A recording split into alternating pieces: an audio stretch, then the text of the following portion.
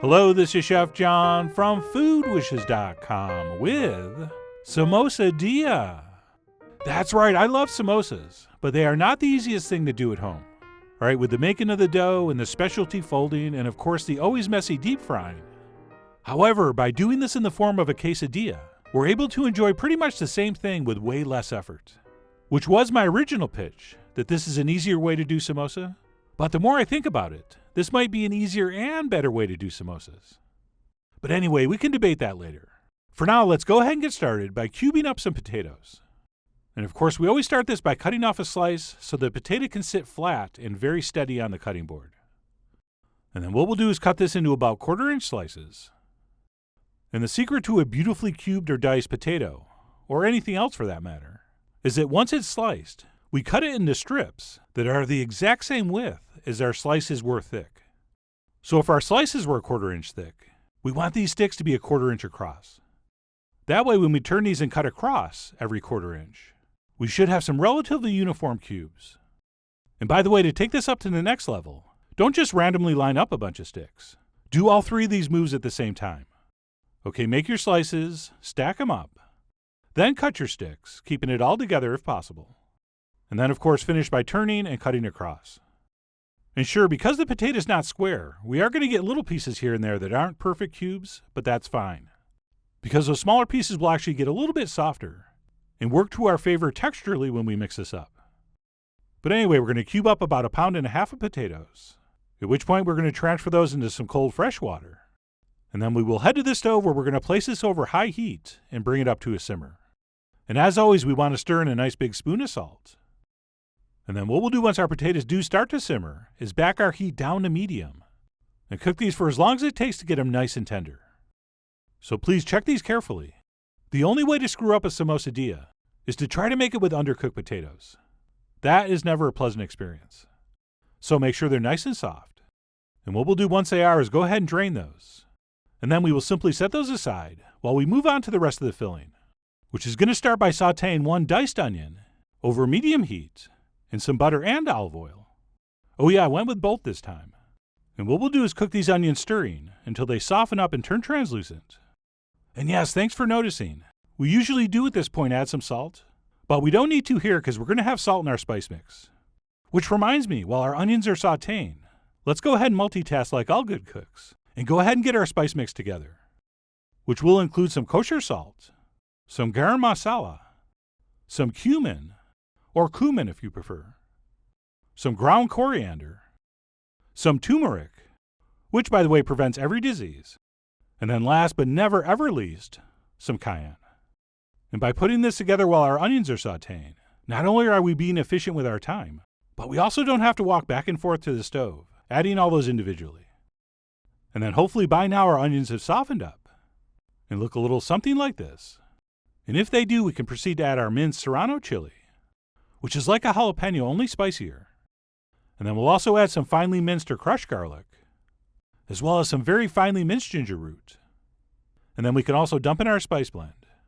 And then what we'll do is cook this stirring for about 2 minutes, not only to cook our peppers and garlic a little bit, but also by sauteing those spices in that hot fat, it really sort of wakes up and amplifies the flavors. So like I said, we will cook that stirring for about 2 minutes, at which point we can add the last major component, some beautiful fresh green peas. And by fresh, I mean frozen, that were thawed and drained. And what we'll do is go ahead and stir those in, and then cook these for about 3 or 4 minutes, or until the peas start to soften up just a little bit. Okay, we don't necessarily want them to lose their green color, but we really don't want them that firm either. So I ended up cooking mine stirring occasionally for about 3.5 minutes, until like I said, those peas were no longer firm. At which point we can go ahead and turn off the heat and move on to final assembly, which means transferring our drained potatoes into a mixing bowl, followed by our spiced onion pea mixture. And then to finish this off, I'm going to add 1 handful of freshly chopped cilantro, as well as the juice of 1 whole lemon, that you see me squeezing in here half at a time. And yes, if you wanted, you could use lime juice here, or a combination of both. But as you're about to see, the dipping sauce I'm going to serve with this has lime in it, so I'm going with lemon. And then once we have everything in there, we'll take our spatula and give this a mix. And while we do want to retain some definable potato cubes, We also want this stuff to be able to hold together in our quesadilla. So it's totally fine and recommended that some of the potatoes get mashed here. Which is why, as I mentioned earlier, it's okay that some of those potatoes weren't perfect cubes, since those smaller pieces are going to be much softer, and those are going to kind of break down as we mix this, giving it the texture we want. So we'll go ahead and mix that up and then switch to a spoon.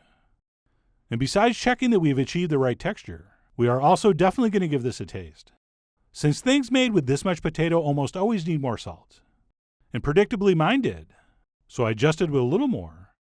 And by the way, even if you're not going to make samosas, or samosadillas, that, my friends, makes for one very amazing potato salad.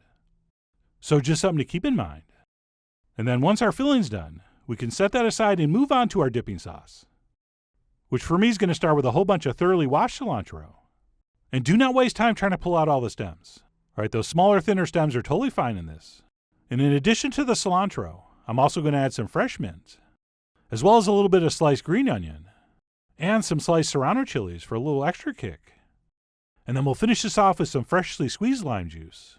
And I use a lot because I want this chutney very sharp and acidic. And then last but not least, I'm going to add some plain yogurt. And I'm using the thin runny kind, but if you want, you could use that thicker Greek style.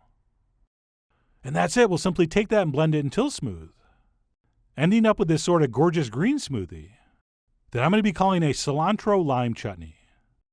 And while there would be a lot of different sauces that would be perfect with these samosadillas, this is definitely my favorite. And of course, I will give you the amounts to that in the blog post as well. And that's it. Once our filling and chutney's done, we can move on to cooking up our samosadilla. So I'm going to go ahead and spoon on and cover about half of this flour tortilla with our mixture. And I'm shooting for about 1/2 inch of filling. And I'm not going quite all the way to the edge, because as we press this down, it's going to kind of squish out a little bit. And that's it. Once we have that filled and folded over, I'm going to go ahead and brown that up in a little bit of olive oil over medium heat. And 2 or 3 minutes per side should be plenty. But of course, your times may vary. And speaking of quesadillas, yes, of course, if you wanted to have melted a little bit of cheese on the tortilla first, something fairly mild like a Monterey Jack or mozzarella, and then added your filling, that would totally work. Although I do prefer the sans cheese if you want to go for the maximum samosa experience. But of course, that's going to be up to you. I mean, you guys are, after all, the composers of these flat samosas. And who knows, you might actually like these better with a little bit of cheese. But either way, like I said, we're going to cook that on both sides until nice and browned and crispy. At which point I'm going to transfer it onto this cutting board so I can slice it into the traditional 3 triangles. And we'll go ahead and plate that up next to our beautiful green cilantro chutney. And while I may not be able to convince people this is better than the traditional samosa, it really is a remarkably similar experience with significantly less work and mess involved. So I just absolutely love how these come out. Even though, as I found out, I did not invent these. I thought I did for a few minutes. But apparently people have been making and posting these for over a decade. Oh, and by the way, if you eat these with your hands, it's considered a snack. But if you use a freakishly small metal spoon and a fork, then it's considered a meal. And an amazing one at that. Oh, and one other thing I should mention before we sign off. This has been thoroughly temperature tested. And these are amazing hot, warm, room temperature, and cold. So these really would be a great option for entertaining. And I'm not saying you should invite vegetarians to your parties, but if you do, these will work beautifully. But anyway, that's it. What we're calling samosadillas. All the taste and texture of a real samosa in a much flatter, but significantly easier and simpler delivery system. Which is why I really do hope you give these a try soon. So head over to foodwishes.com for all the ingredient amounts and more info as usual. And as always, enjoy.